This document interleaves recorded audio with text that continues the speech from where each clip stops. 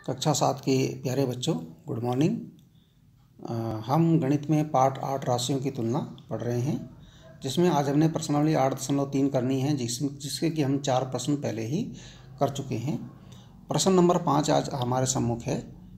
ये है आपका, इसमें लिखा है मैंने एक टीवी रुपये 10,000 में खरीदकर 20% लाभ पर बेच दिया, मुझे बेचने पर कितना धन प्राप्त हुआ।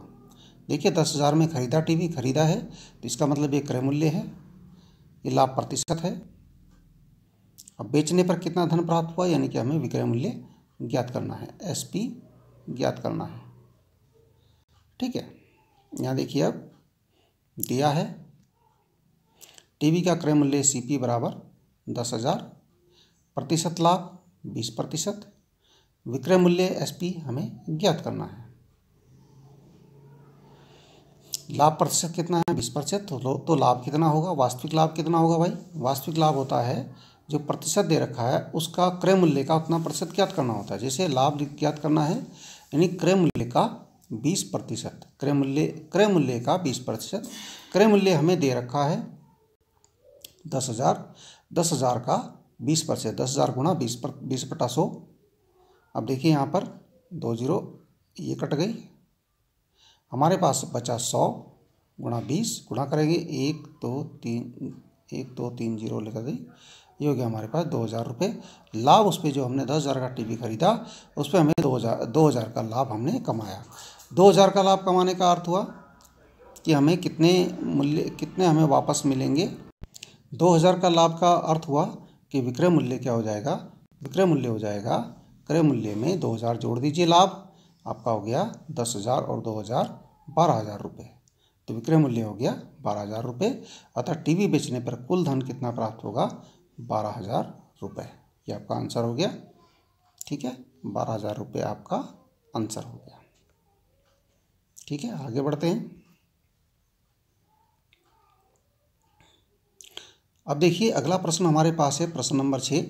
जूही ने एक वॉशिंग मतलब कपड़े धोने की मशीन 13,500 रुपये में बेचने पर, मतलब उसने बेची और 20% हानि उसको हुई, तो उसने वह मशीन कितने रुपए में खरीदी थी। दिया है क्रय मूल्य दे रखा भाई, नहीं दे रखा है क्रय मूल्य, यहाँ इतने में तो बेची है, तो क्रय मूल्य नहीं विक्रय मूल्य है, तो क्रय मूल्य हमें ज्ञात करना है। विक्रय मूल्य है 13,500 रुपये, हानि हो रही है 20%। ध्यान दें आप, जब हानि होती है तो विक्रय मूल्य कम होता है, क्रय मूल्य ज़्यादा होता है, यानी ज़्यादा में खरीद कर कम में बेची, यानी कि 13,500 रुपये में उसने बेची, इसका मतलब उसने ये 13,500 से ज़्यादा रुपये में खरीदी होगी। ठीक है ना। अब देखिए मान लेते हैं, माना, क्योंकि उल्टा सवाल है, क्रय मूल्य ज्ञात करना है। पहले तो प्रारंभिक मूल्य तो क्रय मूल्य होता है और वही हमारे पास नहीं है, तो हम ऐसे ज्ञात नहीं कर पाएंगे, क्योंकि जो हानि होती है वो क्रय मूल्य पर होती है और क्रय मूल्य हमारे पास नहीं है। अतः हम मान लेंगे, माना क्रय मूल्य x रुपये है। अब हानि जो होगी वो होगा क्रय मूल्य का 20%।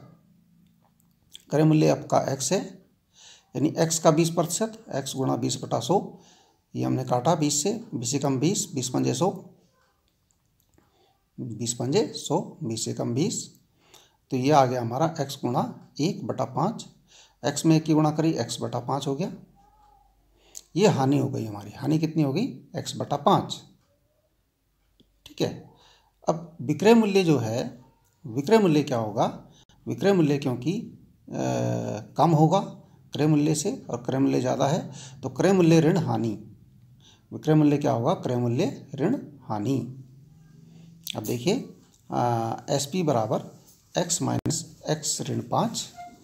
भाई क्रय मूल्य तो x है और हानि आपकी x/5 है, x ऋण x/5। अब ये विक्रय मूल्य है आपका, ध्यान दें, ये आपका विक्रय मूल्य है, परंतु विक्रय मूल्य हमारे पास क्या है, विक्रय मूल्य हमारे पास है 13,500 रुपये।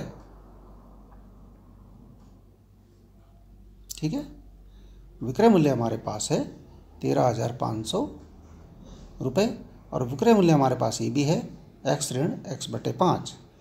अब दोनों चीज़ बराबर हो गई भाई, ये भी विक्रय मूल्य, ये भी विक्रय मूल्य, एक ही मूल्य है, तो दोनों चीज़ बराबर होंगी। इसका मतलब अब इसको हम ऐसे लिख सकते हैं, इसका मतलब हम समीकरण बना सकते हैं। यहाँ पर समीकरण हम बनाएंगे x ऋण x बटे 5 बराबर 13,500।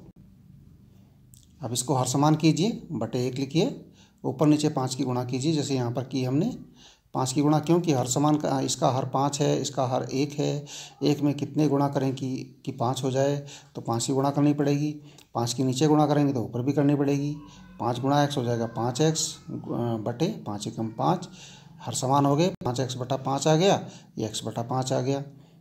इधर दूसरी जो लेफ्ट हैंड साइड है, राइट हैंड साइड है, उधर 13,500 आ गया।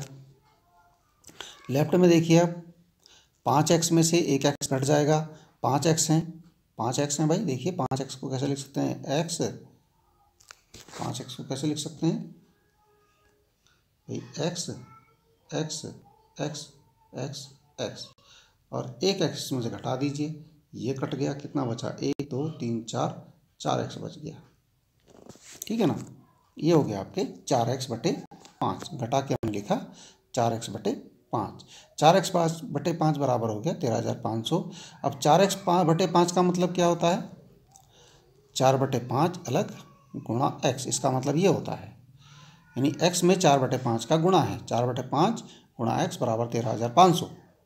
अब 4 बटे 5 का पक्षांतर कर दीजिए, क्योंकि इधर ये गुणा में है, 4 बटे 5 इधर गुणा में है, दूसरे पक्ष में जाएगा तो ये भाग में जाएगा, 13,500 भाग 4 बटे 5।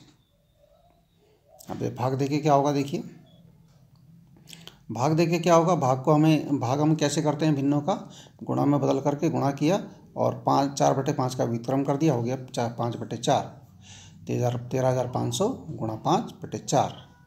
अब यहाँ देखिए, गलत है, इसको काट दिया हमने। अब 13,500 में हमने 5 की गुणा करी, यह आया 67,500, 67,500 गुणा करी हमने 5 की। फिर हमने 4 का भाग किया, तो 4 का भाग हम करके देख लेते हैं, 675 0 0, कैसे करते हैं, 4 एकम 4 बचा 2 7, 4 छक्का 24 बचा 3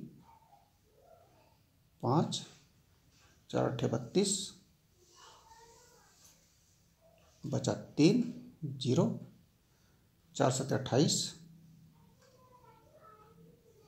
बचा 2, ऊपर से फिर 0, 4 पंजे 20, ये इसका भाग हुआ। रफ में करेंगे हम, यह 16,875, ये हमारा आ गया 16,875, क्रय मूल्य हो गया 16,875 रुपये। अच्छा, वॉशिंग मशीन कितने में खरीदी थी, वॉशिंग मशीन 16,875 रुपये में खरीदी गई थी। ठीक है, ये इसका उत्तर हो गया। चलो आगे बढ़ते हैं, इस प्रकार के बहुत सारे सवाल हमने किए थे। अच्छा, अब आगे वाला प्रश्न देखिए, ये है आपका प्रश्न नंबर 7 का पहला, चॉक पाउडर में कैल्शियम, कार्बन और ऑक्सीजन का अनुपात दे रखा। अनुपात वाला प्रश्न है, जैसे लड्डू वाला था, बेसन का लड्डू वाला, या टोकरी में फलों वाला, ठीक है ना। तो ऐसे इसमें कैल्शियम, कार्बन और ऑक्सीजन का अनुपात है 10:3:12। इसमें कार्बन की प्रतिशत मात्रा ज्ञात कीजिए, पहला प्रश्न। दूसरा, चौक की एक छड़ी में यदि कार्बन की मात्रा 3 ग्राम है तब उसका कुल भार कितना होगा। आगे बढ़ते हैं। दिया है चौक पाउडर में कैल्शियम, कार्बन और ऑक्सीजन का अनुपात दे रखा है 10:3:12। अनुपातों का योग हम करते हैं तो 10, 3, 13, 12 और 25। तो इसका मतलब है चौक में कार्बन का भाग कितना हो गया, यानी कार्बन है सेकंड नंबर पर, ये कैल्शियम, कार्बन, ऑक्सीजन ये सेकंड नंबर पर है, सेकंड नंबर पर यहाँ 3 है। ठीक है ना, कार्बन है 3, यानी कि 25 ग्राम में 3 ग्राम कार्बन है, ये कहने का अर्थ है। 25 ग्राम यदि चौक पाउडर है, यानी 25 भाग यदि पूरे चौक पाउडर के हैं तो 3 भाग उसमें से कार्बन का है, यानी भिन्न में क्या बनेगा, 3/25। तो प्रतिशत में कैसे ज्ञात करेंगे, प्रतिशत में हम ज्ञात करेंगे, भिन्न का हम प्रतिशत कैसे ज्ञात करते हैं, गुणा 100 प्रतिशत, गुणा 100 कर दीजिए और इतना प्रतिशत लिख दीजिए, और 3 गुणा 100 हो गया, अंश की गुणा होती है, अंश में गुणा होती है, 3 गुणा 100/25 प्रतिशत। अब आगे क्या होगा, कार्बन की प्रतिशत मात्रा क्या हो जाएगी, यहाँ देखिए हमने काटा नहीं था, यहाँ काट देते हैं, वापस बैक करते हैं। काट के नहीं दिखाया है, वहाँ पर डायरेक्ट काट दिया है। 25 से हमने 100 काटा, 1 कटा 4 बार, आ गया 3 गुणा 4%। और यही हमारा यहाँ पर आया, देखिए 3 गुणा 4 यानी 3 चौक 12%। अतः चौक में कार्बन की मात्रा 12% है। ठीक है ना। अब सेकंड नंबर उसने लिखा, यदि चौक में कार्बन की मात्रा 3 ग्राम है,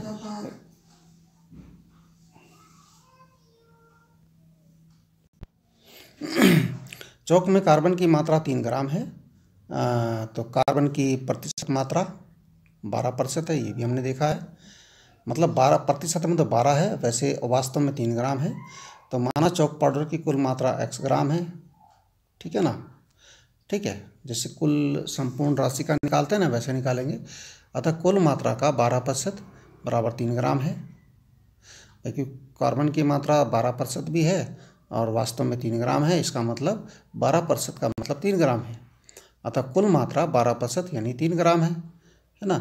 x का 12% 3 है इसका मतलब, और इसका मतलब का के गुणा लगा दीजिए, x गुणा 12/100 बराबर 3 है। 12/100 का पक्षांतर कर दो, क्योंकि वो गुणा में है, दूसरे पक्ष में आके वो भाग में चला जाएगा। x बराबर दूसरे पक्ष में गया 3 भाग 12/100, भाग करेंगे। अब भाग को हम गुणा में बदल लेते हैं, इसका व्युत्क्रम हमने कर दिया, 100/12 हो गया। तो क्या हो जाएगा, x बराबर 100/4, क्योंकि 3 से 12 कटता है 4 बार। ठीक है ना। 3 से जो 12 कटता है वो कितनी बार कटता है, 4 बार, बचा 100/4। और 4 से 100 कटता है 25 बार, ये आ गया 25। 4 से 100 कितनी बार कटता है, 25 बार। अतः चौक पाउडर की कुल मात्रा 25 ग्राम होगी। ठीक है भाई, ये आपका आंसर है। तो इस प्रकार से इतना काम आप कीजिए। धन्यवाद।